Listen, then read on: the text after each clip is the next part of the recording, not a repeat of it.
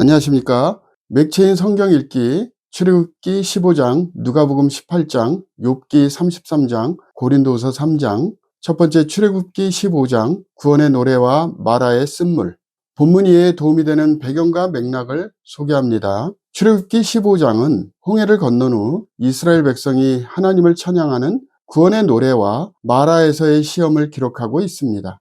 모세와 이스라엘 백성은 하나님의 능력과 구원을 찬양하며 여호와는 나의 힘이시요 노래시며 나의 구원이시로다 라고 고백합니다. 이 노래는 하나님의 위엄과 애굽을 심판하신 능력을 찬양하며 그분의 백성을 약속의 땅으로 인도하실 것을 선포합니다. 그러나 이후 그들은 마라에서 쓴물을 만나 불평하지만 하나님께서 나무를 통해 물을 달게 하시며 그들을 시험하십니다. 이 장은 하나님의 구원이 신실하나 백성이 인내와 믿음으로 순종해야 함을 가르칩니다.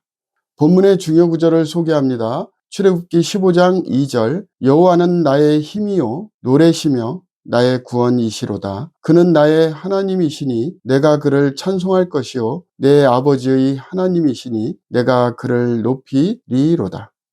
본문을 적용하는 데 도움이 되는 가이드라인입니다. 오늘날 우리는 하나님의 구원을 찬양하는 신앙을 가져야 합니다. 삶의 기적적인 순간뿐 아니라 어려운 상황에서도 하나님의 신실하심을 신뢰해야 합니다. 믿음이 흔들릴 때마다 하나님의 인도하심을 기억하고 감사하는 태도를 가져야 합니다.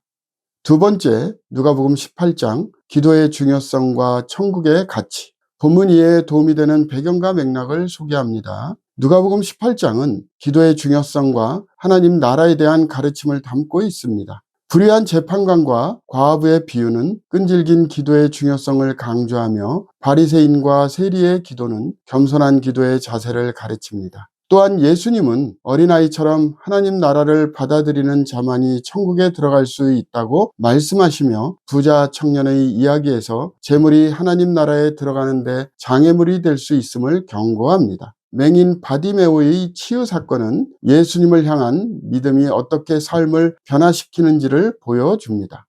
본문의 중요 구절을 소개합니다. 누가복음 18장 14절, 내가 너에게 이르노니 이에 저 바리새인이 아니고 이 사람이 의롭다 하심을 받고 그의 집으로 내려갔느니라. 무릇 자기를 높이는 자는 낮아지고 자기를 낮추는 자는 높아지리라 하시니라.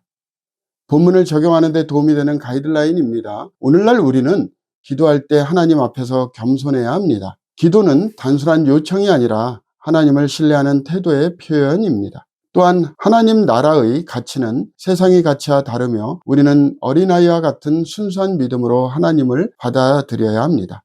세 번째 본문 욥기 33장 엘리후의 변론과 하나님의 인도하심. 본문 이해에 도움이 되는 배경과 맥락을 소개합니다. 욥기 33장은 엘리후가 욥에게 하나님이 다양한 방식으로 사람에게 말씀하신다고 설명하는 내용입니다. 그는 꿈과 환상, 고난을 통한 징계, 중보자의 역할을 통해 하나님이 인간을 인도하신다고 주장합니다. 특히 그는 하나님께서 사람을 징계하시는 이유는 멸망이 아니라 회복과 구원임을 강조하며 욥이 자신의 의로움을 주장하는 대신 하나님의 뜻을 구해야 함을 가르칩니다.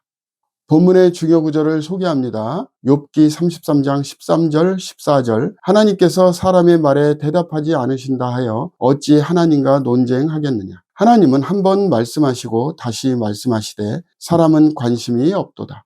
본문을 적용하는 데 도움이 되는 가이드라인입니다. 오늘날 우리는 하나님께서 다양한 방식으로 우리에게 말씀하심을 깨달아야 합니다. 고난과 어려움을 만날 때 하나님이 무엇을 가르치시는지 귀 기울이며 우리의 뜻이 아닌 하나님의 뜻을 찾고 순종하는 자세가 필요합니다. 마지막 본문 고린도후서 3장 새 언약의 영광과 성령의 역사.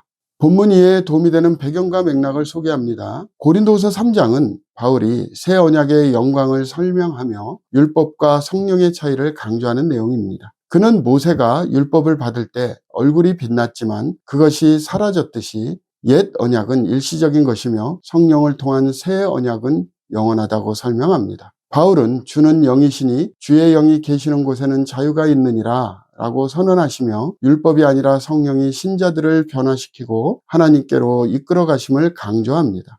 본문의 중요 구절을 소개합니다. 고린도후서 3장 17절 주는 영이시니 주의 영이 계신 곳에는 자유가 있느니라.